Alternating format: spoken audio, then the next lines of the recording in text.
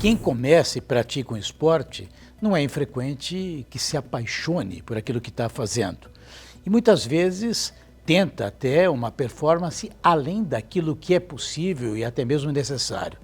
Falemos dos abusos, daquilo que alguns chamam de overuse. Fala um pouco a respeito disso e o que isso pode impactar tanto organicamente, como diria até mentalmente, se começa a se repetir. Essas síndromes de overuse ou de overtraining, realmente é isso. É quando o atleta, ou quando a pessoa, não precisa ser atleta, ela resolve se dedicar especificamente a determinado esporte e vai além daquilo que o corpo dela tolera.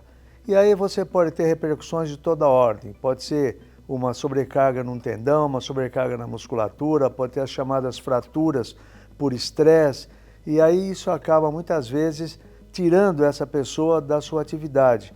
Então, a cena de chegar alguém no consultório com uma síndrome de overuse, a gente tem que falar, olha, você vai ter que ficar parado 1 mês, 2 meses, e essa pessoa começar a chorar na sua frente, é uma coisa relativamente frequente, porque a necessidade de praticar o esporte, porque gosta, e hoje está muito na moda. Então, pessoas, por exemplo, que não faziam esporte, acabam se estimulando. Por exemplo, corrida de rua. Era um esporte que até um tempo atrás era para pessoas mais maduras que já não conseguiam mais jogar futebol, esporte competitivo, seus 30, 40 anos, vamos correr. Hoje você pega a garotada de 15, 18, 20 anos praticando corrida de rua. Beach tênis. Geralmente mulheres que nunca fizeram nenhuma atividade mais impactante resolvem jogar beach tênis. E aí ela não joga meia hora, elas acabam jogando horas durante o dia. No final do dia, ou no final da semana, ou do mês que seja, ela vai ter, com certeza, alguma síndrome de sobrecarga.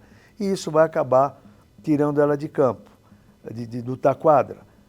Coisa comum de fim de ano, balé. Então as meninas que dançam balé, quando chega na época aí de novembro, começo de novembro, chove bailarina no consultório. Por quê? É quando elas têm que fazer um super treinamento, ensaios de horas para se apresentar em dezembro, que é geralmente o final da temporada. E aí elas têm lesões por sobrecarga, muitas delas acabam não conseguindo fazer a apresentação final porque tiveram sobrecarga um mês antes. Então é algo que é difícil da gente tratar, é difícil do paciente aceitar, porque até alguns segundos antes ele era exemplo de saúde e muitas vezes esses pacientes acabam realmente tendo problemas psicológicos e depressões por conta de não poder dar continuidade àquilo que ele se estimulou e aprendeu a gostar. Nós estamos conversando com um grande professor de ortopedia. Você conhece como poucos a base científica, o detalhe da arte cirúrgica. Agora, a atividade de tratamento de um ser humano com uma lesão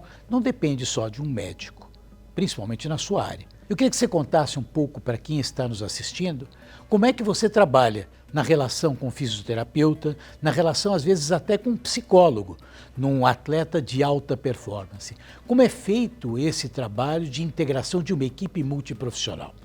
Hoje em dia não há mais espaço para aquele médico faz tudo, né? Então há uma necessidade de uma equipe multidisciplinar realmente e a gente tem visto essa evolução.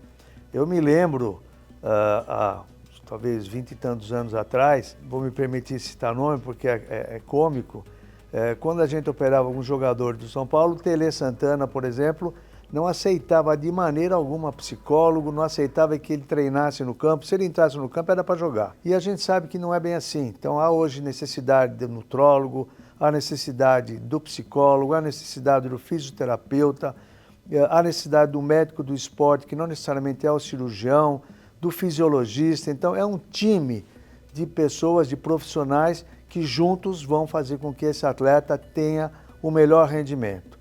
E obviamente que se isso não for seguido, você vai ter maior número de lesões, vai ter problemas que sem dúvida nenhuma podem ser evitados. Agora, a tecnologia também avançou muito para isso. Quando você começou, eu acho que fundamentalmente as academias tinham um espaldar, alguns pesos, né? Hoje nós vimos equipamentos, a capacidade de você comparar uma prática de exercício de um dia com o outro, tudo isso integrado.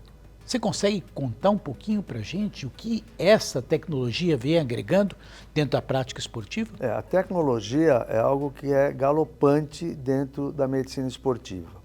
sobre todos os aspectos. Desde o momento em que você está preparando o atleta, então hoje a gente consegue, com dados concretos, quantitativos, avaliar de fato a condição do atleta, seja a condição cardiovascular, seja a condição física, muscular, força, agilidade, gesto esportivo. A gente tem como fazer hoje um exame chamado biocinético, quando você coloca sensores e esse indivíduo vai correr, vai pular, e através desse exame nós conseguimos mensurar quais são os músculos, quais são os grupos que ele precisa trabalhar para que ele possa ter o melhor rendimento. Além disso, nós temos em parte da reabilitação a tecnologia nos equipamentos. Então, equipamentos, lasers e outros equipamentos que permitem que o atleta possa voltar precocemente, porém, eu sempre digo que há um limite entre a aceleração de um tratamento e a recuperação biológica de um atleta. Se ele voltar antes do tempo, isso com certeza vai ser muito pior. Não existe nada mais chato para o médico do esporte que liberar um atleta que se sente muito bem, por exemplo, de uma lesão muscular. Ah, me sinto bem, olha, eu consigo correr aqui, corro todo o campo, e aí ele volta a jogar, no primeiro jogo ele tem que sair fora. Por quê? Porque ele não fez o treinamento, não fez avaliações adequadas para aquela partida, para aqueles movimentos que são diferentes de simples treinamento.